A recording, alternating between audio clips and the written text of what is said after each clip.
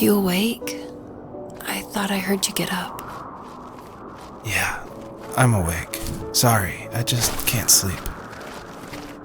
Are you thinking about him? Yeah, a bit.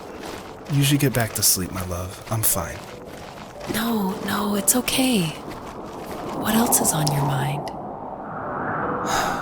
I don't know, it seems weird, but I had one of the most vivid dreams of my life.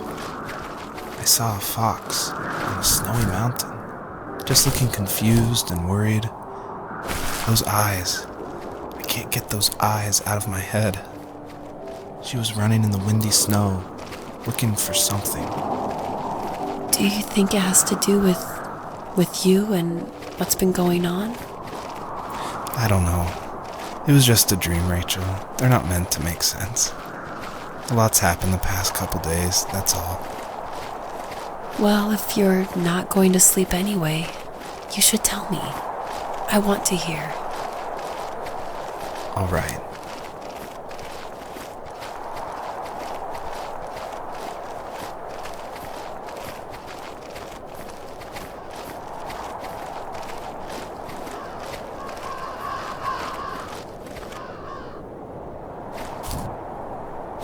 So, not far from her home, she followed that path to something unexpected.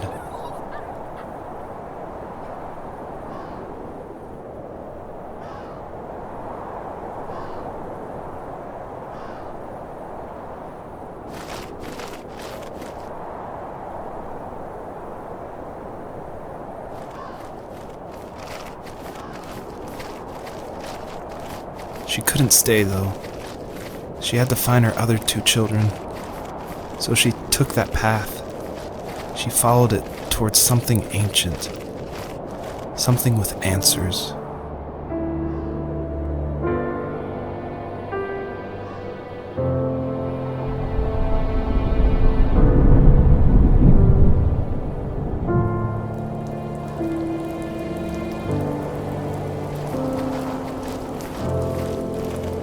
The fox looked high and low, searching for any sign of her cubs. Points of light showed the way to this ancient tree. It was as if each one had a story to tell, all their own.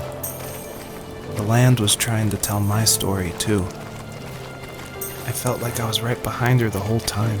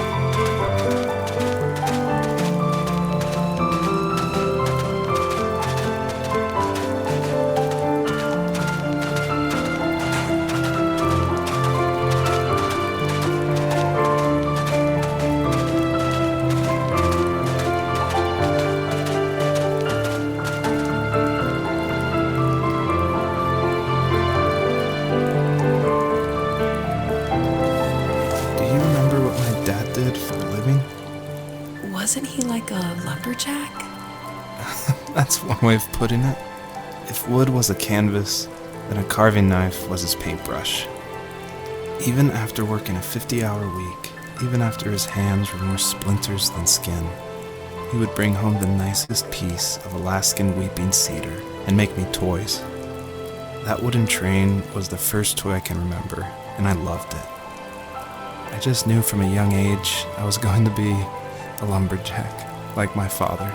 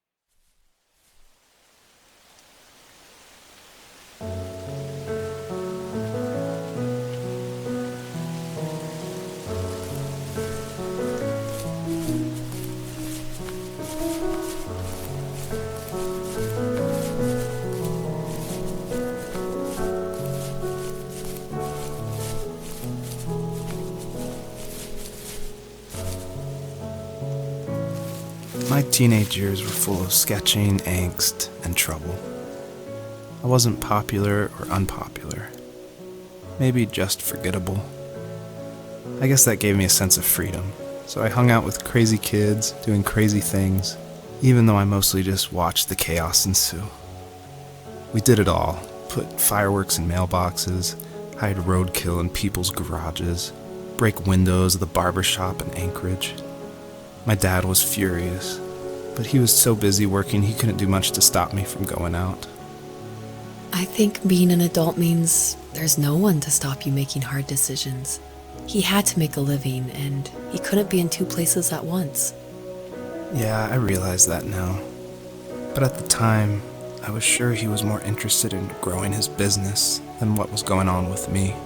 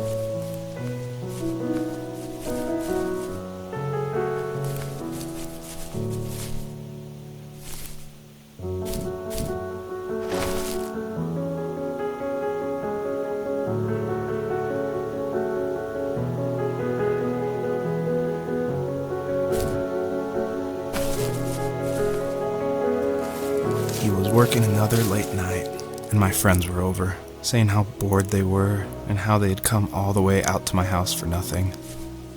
One of them mentioned how that old, ugly beyond belief truck was still in the garage, and how we should take it for a spin. I was only 15, so I kind of fought it for a while. The next thing I knew, we were careening around the mountain path, rocks spitting onto the sides of the cliff, while my dad's cringeworthy bluegrass blared out the speakers. I drove while my friends were in the back of that yellow and purple truck, throwing beer bottles and trash at anything remotely interesting. Felt like I was soaring in the air with borrowed wings. But all good things have endings. A cop outside of Eagle River pulled us over after he saw us in a bottle rocket into someone's yard. What followed was a long night of talking to disappointed adults and feeling smaller than ever.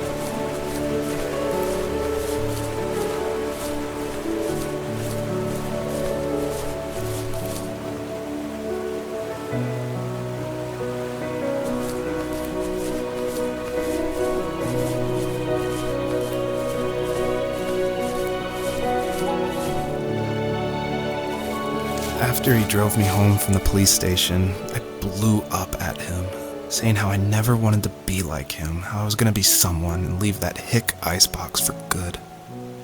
He just looked forward at the road with tired eyes. I took out that bluegrass tape from the cassette deck and chucked it out the window. In my sage teenage wisdom, I thought I proved the ultimate point. But my dad had a different idea.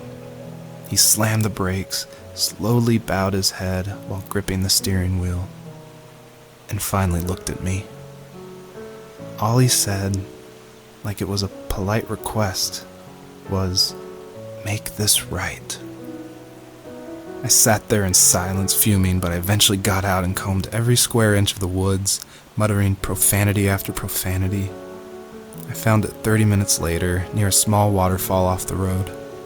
I went back to the truck, put the wet tape back in, and sure enough, it worked. We didn't speak another word to each other the rest of the night. Wow, I knew you were a crazy teenager, but It's hard to believe, isn't it? Surprises me too. It's like I didn't really know who that kid was back then. I bet my dad thought the same thing over and over. It's almost like he was saying, "Make this right," to himself, more than to me.